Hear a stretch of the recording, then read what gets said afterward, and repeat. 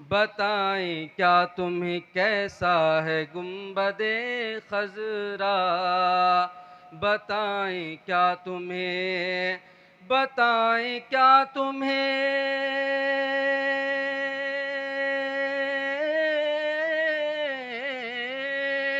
बताएं क्या तुम्हें कैसा है गुंबदे खजरा।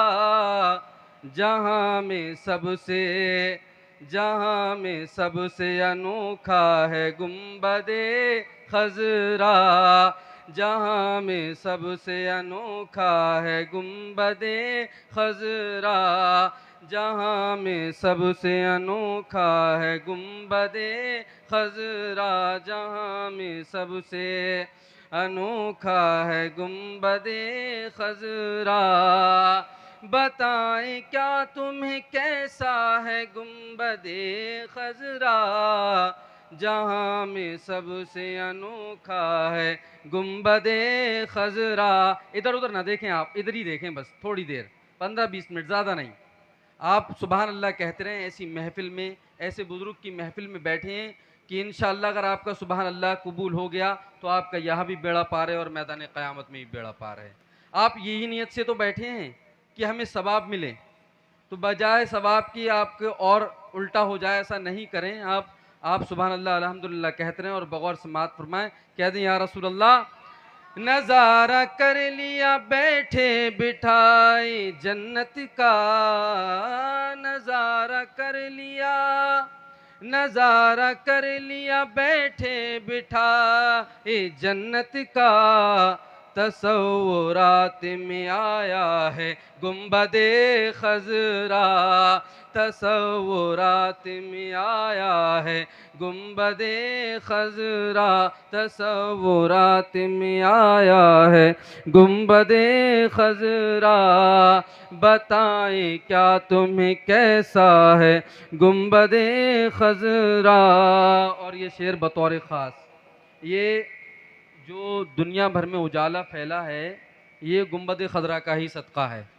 ये गुंबद खदरा का ही सदका है और गुंबद खदरा वालों का सदका है जो सारे ज़माने में आज रोशनी है।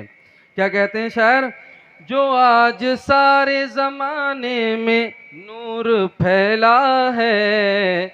जो आज सारे ज़माने में नूर फैला है, वो तेरे नूर का सदका है गुंबदे खजरा।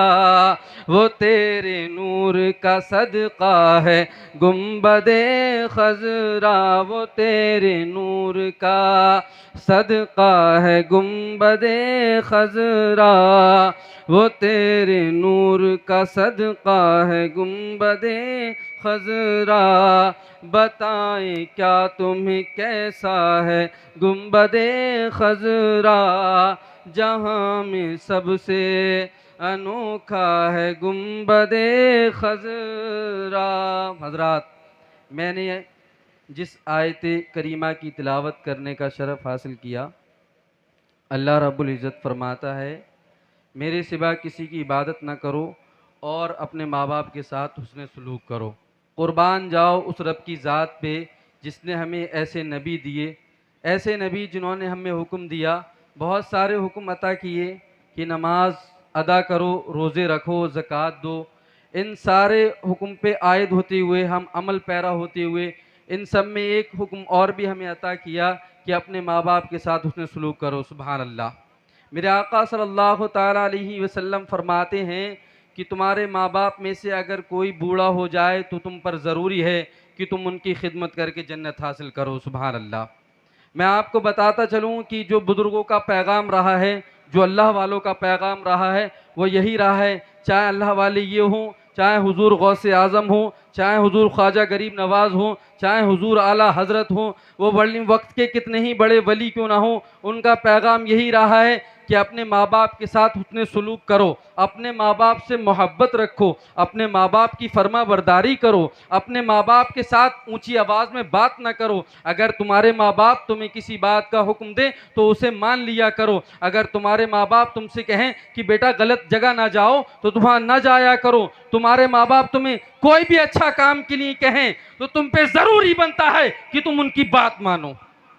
ये अल्लाह वालों का पैगाम है। आओ मैं आपको बताता चलूं कि जब माँ नाराज़ हो जाती है तो क्या मामलात होते हैं, जब माँ बाप नाराज़ हो जाते हैं तो ज़िंदगी में हमारे साथ क्या मामलात होते हैं, जब माँ नाराज़ हो जाती है तो ज़िंदगी में हमारे साथ क्या गुज़रती है। आइए मैं आपको बताता चलूँ। हज़रत अली फरमाते हैं, एक मरतबा का वाक़या है, मेरे आका सल्लल्लाहु ताला अलैहि वसल्लम सहाबा के मजमे में बैठे हैं, सारे लोग जमा हैं। एक सहाबी ने आके खबर दी, या रसूल अल्लाह, अब्दुल्ला बिन सलाम साहबी रसूल हैं, उन्हें आपको देखने की ख्वाहिश हुई है। या रसूल अल्लाह वो बीमार हैं, या रसूल अल्लाह वो चल नहीं सकते, या रसूल अल्लाह वो बीमार हैं, वो आपको देखने के ख्वाहिशमंद हैं। कसम खुदा की, मेरे आका सल्लल्लाहु ताला अलैहि वसल्लम ने जब सहाबी रसूल से इतना सुना तो आपने सारे साहबाओं से कहा कि चलो अब्दुल्ला बिन सलाम के पास चलते हैं। चलने के बाद मेरे आका सल्लल्लाहु ताला अलैहि वसल्लम जब हज़रत अब्दुल्ला बिन सलाम के पास जाते हैं,